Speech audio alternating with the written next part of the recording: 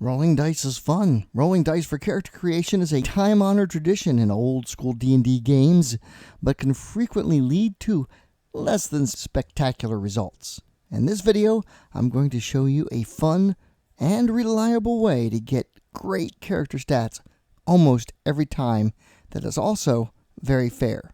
Coming up on RPG Retro Reviews.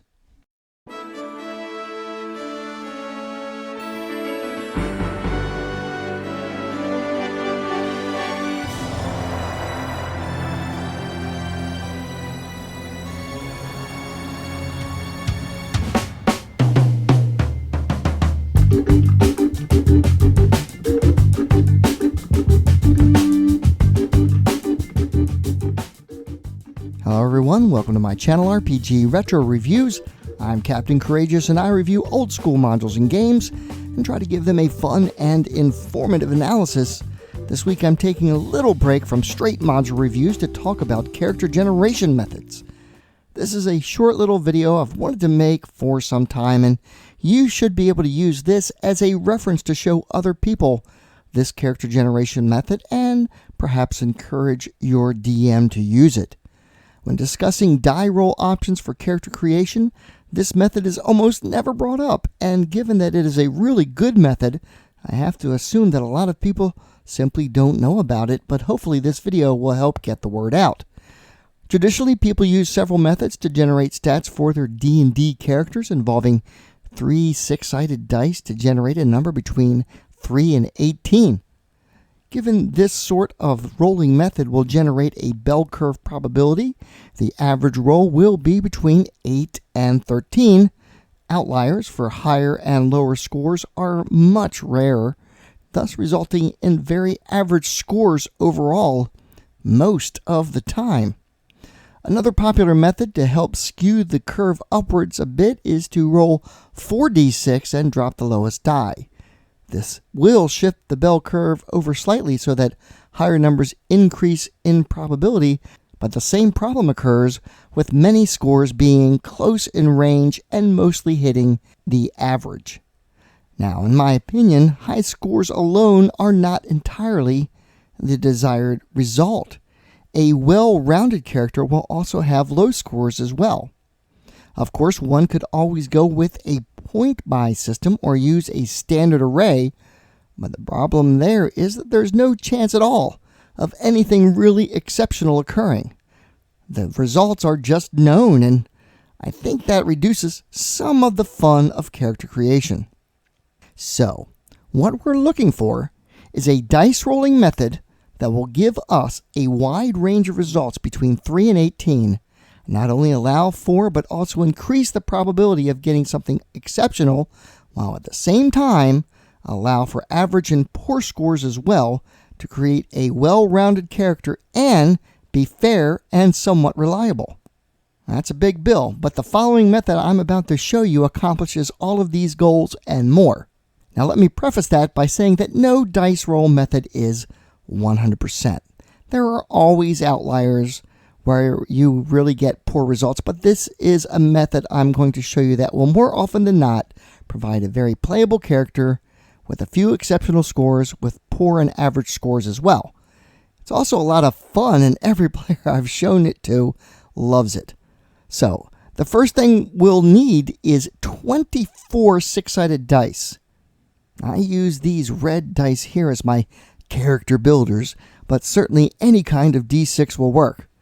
I also recommend the use of a dice tray and a dice cup if possible, because you will be rolling them all at the same time.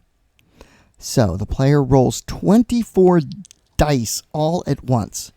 Go ahead, give them a good shake, and then drop them in the dice tray. Remove the 4 lowest dice, usually all ones, but we got a pretty good roll here, and remove 3 ones and a 2 and the highest dice, usually 2 sixes, which is the case here. That leaves 18 dice in the tray. Now, carefully begin arranging the dice in order from lowest to highest. Ones first, then twos, then threes, and so on, and sets of 3 until you have 6 sets. I sort of messed up here in the video by transposing the 2 and 3, but it should end up looking like this. So in this roll, the set of scores that result are pretty darn good. We get a 6, a 9, 10, 15, 16, and an 18. A nice range of abilities and a very playable character. Now just arrange the scores as you like based on what class you want to play. Done. Let's go ahead and do another. Give the cup a good shake and remove 4 1s and 2 6s.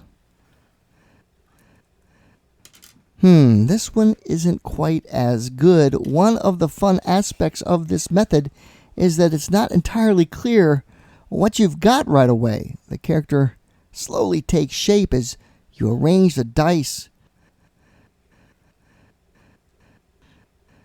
And this character didn't turn out quite as good, but I would say is still playable.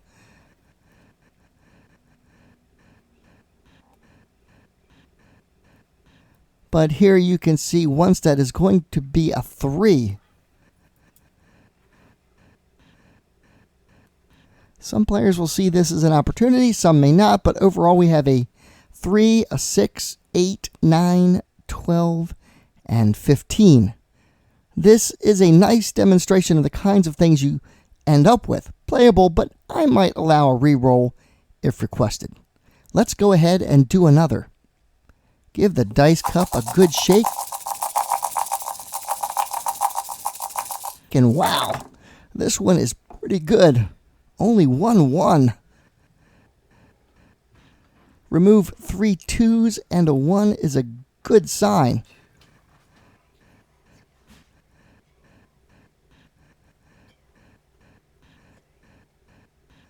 Let's start arranging.